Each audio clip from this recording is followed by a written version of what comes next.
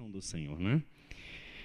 Neste mês de dezembro, nossa intenção é falar mensagens direcionadas por um tema. O tema é o incomparável Jesus. E eu estava conversando ontem com o conselho espiritual, eu disse que é um contrassenso, né? A gente fala que Jesus é incomparável e depois vamos compará-lo com pessoas, né? Mas a intenção de comparar é exatamente para deixar claro que, embora possamos fazer isso, a conclusão é que Jesus é incomparavelmente superior a tudo que nós possamos pensar, a tudo que nós possamos conhecer de fato. Isaías capítulo 7, versículo 14, é o texto da reflexão desta manhã. Jesus é incomparável, porque Ele é o Emanuel. Isaías 7,14. Por isso o Senhor mesmo lhes dará um sinal. A virgem ficará grávida, dará à luz um filho, o chamará Emanuel. Neste momento, por volta do ano 730 a.C., o rei Acaz estava perturbado, agitado, porque dois reis, os reis do norte, o rei da Síria e o rei de Israel, haviam se unido para invadir Jerusalém e estavam causando grande aflição no reino de Judá.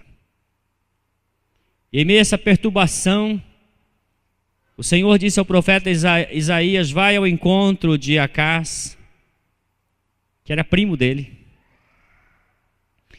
e dá a ele esta mensagem: estes reis que se levantaram contra você não vão prosperar. Em pouco tempo o reino deles será invadido, o rei da Síria invadirá o reino deles, e eles serão enfraquecidos e não conseguirão invadir Jerusalém. Então diga a Acaz que não se perturbe. Acaz ouviu a mensagem e, pelo que dá a entender, não acreditou muito na mensagem. Mas aí o profeta Isaías disse: rei Acaz, o Senhor está dizendo, pede um sinal. Sim, pede um sinal para que você saiba que o Senhor está falando com você. Deus está te dando essa permissão. E Acaz disse: eu não vou pedir sinal algum, não quero sinal nenhum, basta o que você falou. E aí então o profeta, um tanto irritado com esta petulância do rei, disse a ele: então Deus mesmo vai te dar um sinal. E o sinal é esse: a virgem dará à luz um filho, e o nome desse filho será Emanuel. Quando o profeta chama esse menino de Emanuel, ele está dando a ele um título que significa no hebraico: Deus está conosco. Deus está entre nós. 730 anos depois, havia um homem chamado José. Este homem havia desposado uma virgem, e esta virgem chamava-se Maria. Está em Mateus capítulo 21, se você quiser acompanhar o relato. A partir dos versículos 18, Mateus nos diz: foi assim o nascimento de Jesus.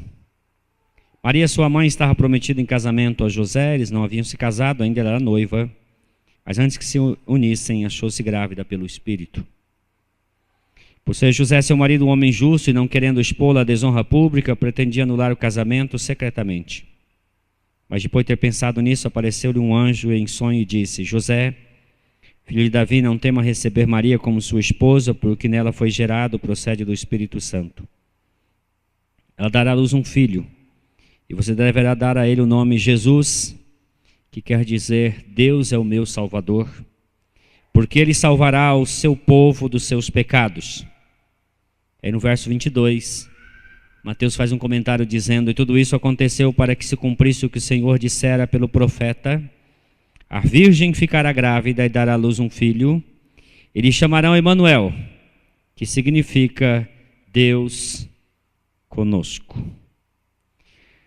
O nome desse menino O profeta Isaías havia falado, agora o anjo diz que esse menino deveria chamar-se Emanuel e ao mesmo tempo Jesus. E esse Jesus seria exatamente o cumprimento final daquela profecia 730 anos proferida anteriormente. E Jesus Cristo é o Emanuel. E o que significa Jesus ser o Emanuel? Jesus é o clímax. Jesus é o pleno cumprimento do plano original de Deus. E quando a ele é atribuído esse nome, nós precisamos prestar atenção ao fato de que este nome traz consigo exatamente a revelação de qual era o plano original de Deus ao criar a humanidade. E para falar sobre o Emanuel e sobre o que o Emanuel significa, eu quero falar em 3 momentos que a Bíblia divide a história da humanidade. Primeiro momento, no princípio. Gênesis capítulo 1 e 2, temos o relato da criação. E começa dizendo que no princípio criou Deus os céus e a terra. E logo em seguida o relato mais detalhado a respeito de como Deus tornou a terra que estava sem forma e vazia, algo com forma e pleno, cheio de vida. E o verso 31 diz que Deus viu que era muito bom. E só ficou muito bom quando Deus criou o primeiro casal, o homem e a mulher. Até então não estava muito bom, estava só bom. Mas quando Deus cria o homem e a mulher, ele diz, ficou muito bom. E o capítulo 2 diz como Deus criou o homem e a mulher. Em especial, o versículo 26 do capítulo 1 diz que Deus os fez macho e fêmea à sua imagem e semelhança. Deus colocou no homem e na mulher sua própria imagem. De maneira que Deus criou um ser capaz de pensar por si, um ser capaz de sentir por si mesmo, um ser capaz de tomar decisões por si, decisões que pressupõem o contrário. Ou seja, o homem é o único capaz de dizer não ao seu próprio instinto. Os animais, eles são capazes de decidir, mas não são capazes de deliberar. Decidir é agir de acordo com um certo princípio, o guiador, no caso o instinto. O homem delibera, quer dizer, o homem é capaz de, desejando algo, não optar por aquilo que deseja. Ele é capaz de fazer o contrário, ele é capaz de amar, ele é capaz de odiar, ele é capaz de se identificar, ele é capaz de ser absolutamente apático a algo ou a alguém. E isso faz parte da natureza do próprio Deus. Porque Deus cria um ser assim. A Bíblia, ela narra a história da criação e propositalmente não nos dá detalhes sobre a criação dos seres angelicais. Ela nos dá alguns insights. Milton, em seu Paraíso Perdido, procura trabalhar as entrelinhas e diz que Deus criou os seres angelicais com imenso poder e deu a eles também capacidade de escolha, e eles fizeram escolhas equivocadas, alguns deles, e por essa razão Deus os condenou a prisões eternas. E de repente, algum tempo depois, Deus cria o homem. E Deus dá ao homem a mesma capacidade, a capacidade de decidir por si. A capacidade de escolher Deus ou a si mesmo. Mas por que Deus faz o homem assim? O que Deus tem em mente ao criar um ser capaz de cuspir na face dele? Por que Deus faz um ser capaz de recusá-lo? Capaz de ser ingrato com o Criador, o doador de todas as dádivas.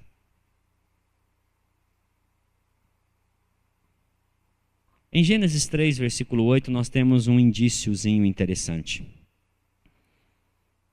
Depois que o homem e a mulher pecaram no jardim, a Bíblia diz que eles ouviram o caminhar de Deus pelo jardim na viração do dia.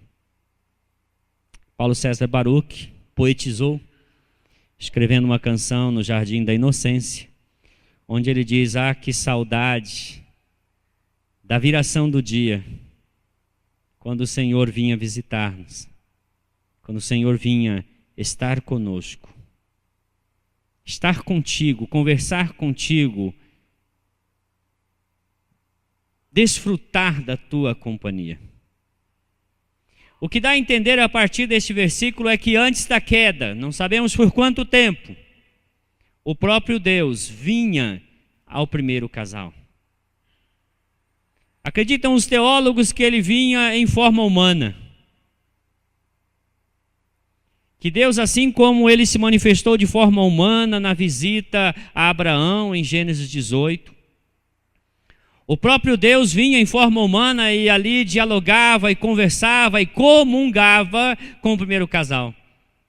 E ali nós temos um indício de que Deus fez o homem para viver com ele, para conviver com Deus. Mas para isso Deus precisava dar ao homem a opção de querer conviver ou não conviver com Deus. E quando o homem escolhe não conviver com Deus, isso parte o coração de Deus. Mas quando lemos adequadamente Gênesis 3, nós descobrimos que Deus perdoou o primeiro casal. Fico imaginando que, com certeza, depois do primeiro pecado, o pecado original, certamente Satanás deve ter tomado a iniciativa de dizer para Deus: aí, fracassou, seu projeto fracassou. E talvez ele dissesse assim: agora faz com eles o que fizeste conosco, joga-os lá no buraco. Mas Deus vai ao primeiro casal e diz para eles assim: olha, o pecado de vocês terá consequência. Só que através da semente da mulher eu vou fazer surgir um descendente. E esse descendente, ele será o Redentor, o Salvador. Eu vou redimir vocês. Eu vou trazer vocês de volta. Religião tem uma característica própria e todas elas falam de pessoas que estão querendo chegar a Deus. É o homem indo a Deus. A Bíblia fala exatamente o inverso. Porque quando o primeiro casal comete o pecado, eles não vão a Deus, eles fogem de Deus. Quem vai a eles é Deus. E quando nós lemos João 3,16, nós entendemos que Deus enviou o seu Filho ao mundo. Deus vai atrás do pecador, como o pastor vai atrás da 100ª ovelha. E Deus veio ao jardim porque ele queria conviver com o primeiro casal. Mas o pecado já havia feito separação entre Deus e os homens. O primeiro casal já estava separado de Deus. E não era mais possível esta comunhão, este conversar no final da tarde. Por isso o casal foi expulso do jardim, um anjo colocado no caminho com uma espada flamejante, impedindo o acesso à árvore da vida. Não havia mais condições do homem conviver com Deus, porque Deus não convive com o pecado. O profeta Isaías, no capítulo 59, verso 1 e 2, diz que os nossos pecados fazem separação entre nós e o nosso Deus. E Paulo disse: todos pecaram, destituídos foram da glória de Deus. Tempos depois, Deus cria uma nação através de Abraão. E essa nação peregrina por algum tempo nas terras de Canaã e depois é levada para o Egito e lá permanece 430 anos como escravos. Deus chama Moisés e diz: vai lá e liberta o meu povo. Moisés liberta o povo do Senhor e o leva até o sopé do Monte Sinai. E quando está naquele lugar, o povo vê um monte tremendo, aquele som, relâmpagos, raios, trovões. O povo teme e diz a Moisés: Moisés, fale você conosco, da parte de Deus, não nós em relação a Deus, porque temos medo de morrer. E Moisés disse: vocês fazem bem. Moisés sobe ao monte e o Senhor diz: Moisés, eu vou dar a minha lei, mas junto com a minha lei eu vou dar a planta de um lugar que você deve construir um tabernáculo. E aí o Senhor diz claramente a Moisés, em Êxodo 25 e 29, este lugar será o lugar da minha habitação. Eu virei a este lugar e habitarei no meio dos filhos de Israel. O tabernáculo era um instrumento de restauração desta convivência de Deus com o seu povo escolhido. E a glória do Senhor permanecia sobre o tabernáculo, e quando a glória saía, eles saíam também, mas quando a glória permanecia, eles não saíam daquele lugar, porque a presença de Deus era aquilo que realmente importava durante toda a peregrinação. Deus presente na casa de Deus. E assim foi por longos anos, até que um dia o filho de Davi, chamado Salomão, construiu um templo em Jerusalém. E na sua oração em 2 Crônicas, capítulo 6, ele diz assim: Deus, tu habitas a eternidade. Que é esta casa para ti? Que esta casa seja o estrado de teus pés. Que o Senhor esteja aqui, que os teus olhos estejam aqui, teus ouvidos estejam aqui, a tua presença, a tua glória nesta casa. E assim o tabernáculo e o templo eram instrumentos da presença de Deus entre o seu povo. Sempre foi projeto de Deus viver entre os seus, viver entre nós.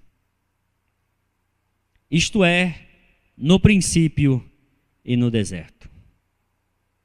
Mas nós vamos para Gálatas 4, versículo 4. Se você puder abrir a sua Bíblia, olha o que Paulo diz nesta carta. Ele fala assim: vindo a plenitude dos tempos, Deus enviou seu Filho, nascido de mulher, nascido debaixo da lei, a fim de redimir os que estavam sob a lei, para que recebêssemos adoção de filhos. Assim como foi lá no princípio o plano original de Deus, conviver com os homens, agora na plenitude dos tempos, a Bíblia fala de 3 momentos: princípio, plenitude dos tempos e consumação dos tempos. Então agora nesse tempo mediano, que ele chama de plenitude dos tempos, Deus enviou seu Filho, nascido de mulher, o Emanuel, Jesus. E ele envia para quê? Para que Jesus seja exatamente aquilo que o tabernáculo foi provisoriamente. Aquilo que o templo em Jerusalém foi provisoriamente, Jesus é definitivamente Deus entre nós.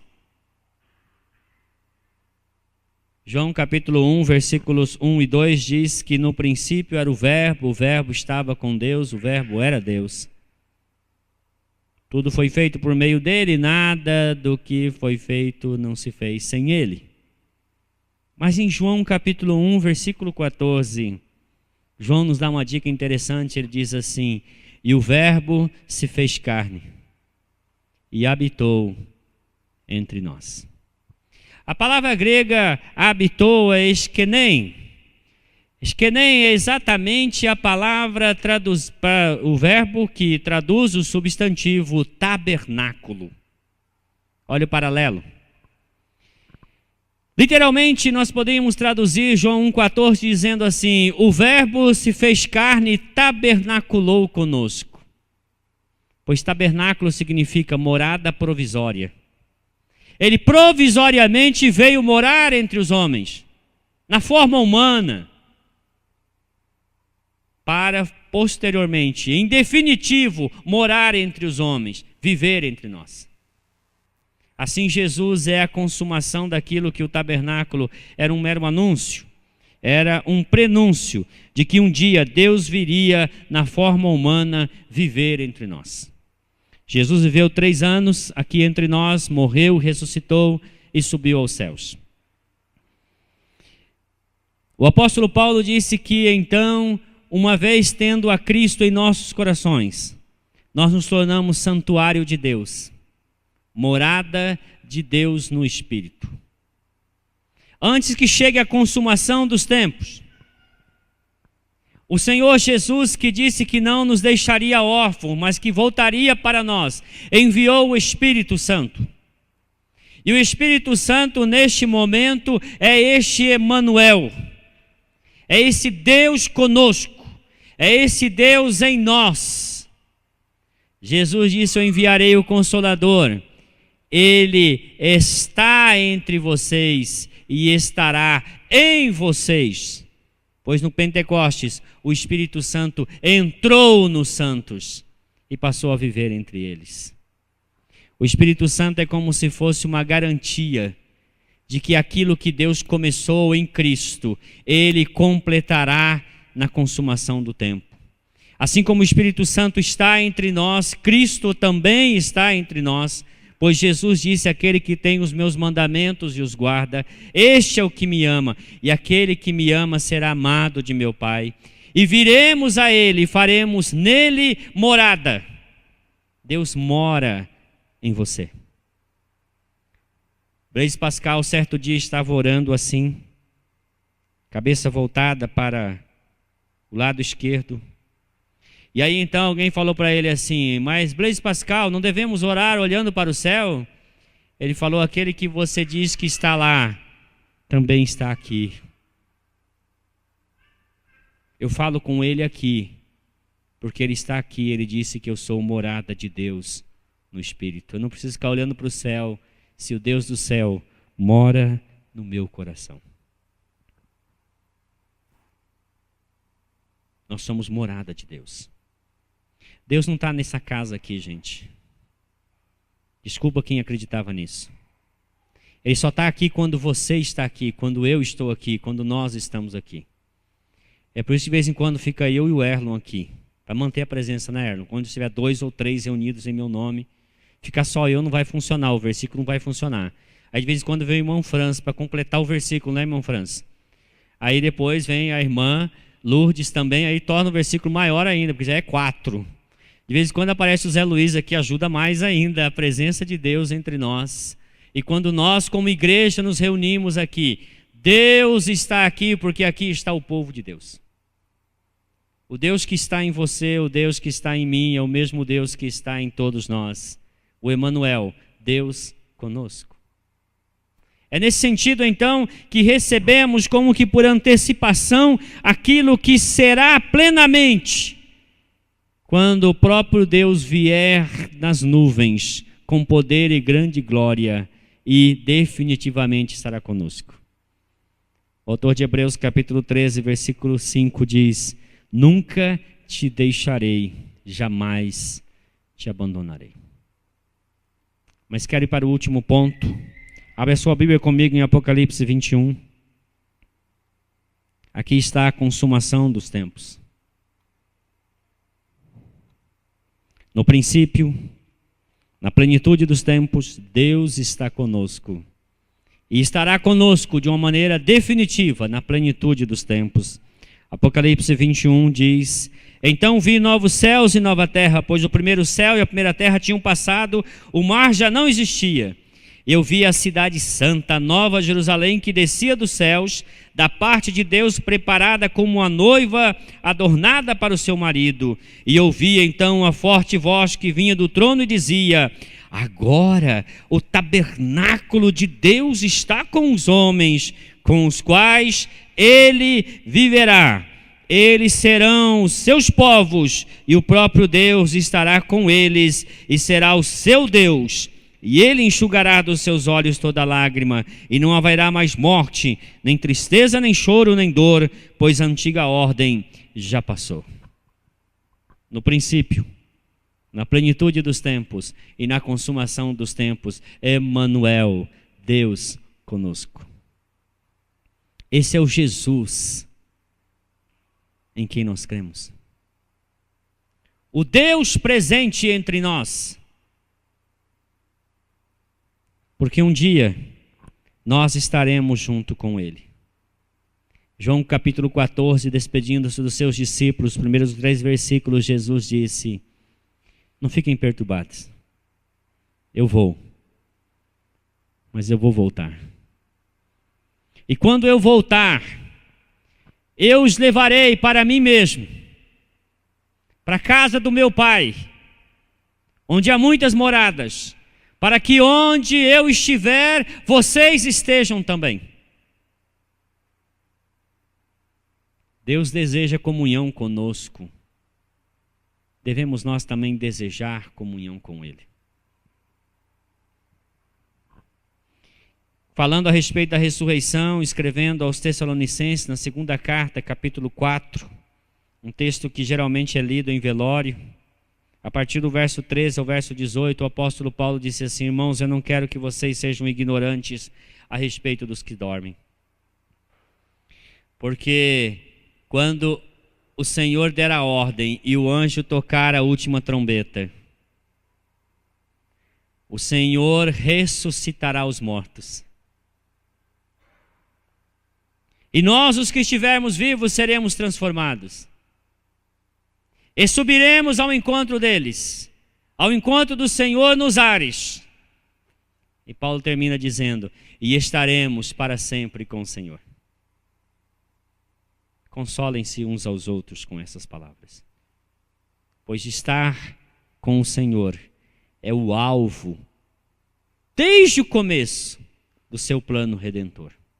Deus fez você, Deus fez a mim, Deus fez a todos nós para conviver conosco. Convivência, Deus quer conviver conosco. Por mais estranho que isso possa parecer a você, Deus quer conviver com você. Eis aí o tabernáculo de Deus com os homens, entre os quais viverá.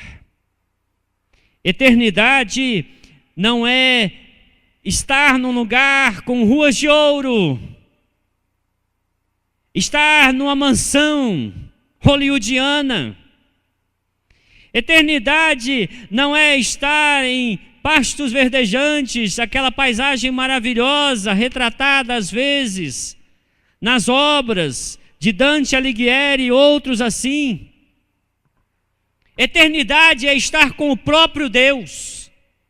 É por isso que nós não teremos a vida eterna, nós já temos a vida eterna. É só uma questão de local. Pois chegará um dia em que nós estaremos plenamente com Ele, porque aí então, despido deste corpo mortal, nós teremos um corpo de glória, e este corpo suportará a presença gloriosa de Deus. Jesus é o incomparável Emanuel. Ninguém é igual a Ele, pois só Ele é Deus conosco. Vamos orar? Senhor, muito obrigado por estar conosco. Nós não merecemos. Nossos pecados fazem separação entre nós e o Senhor. Deles nos arrependemos e pedimos ao Cordeiro que tire o pecado do mundo, que leve os nossos pecados completamente. E venha teu Espírito Santo encher-nos de tua presença. E seja o Senhor conosco de uma maneira perceptível, de uma maneira que nós realmente sintamos e percebamos quão presente estás. Porque às vezes, Senhor, nós não valorizamos isto, mas Tu és o Emanuel, o Deus conosco, que nunca nos abandona e que prometeu estar conosco até a consumação dos tempos. E quando os tempos se consumar, nós estaremos contigo por toda a eternidade. Essa é a nossa esperança, essa é a nossa confiança no grande Emanuel, Deus conosco, Jesus Cristo. Em nome de quem oramos nesta manhã, agradecidos. Amém.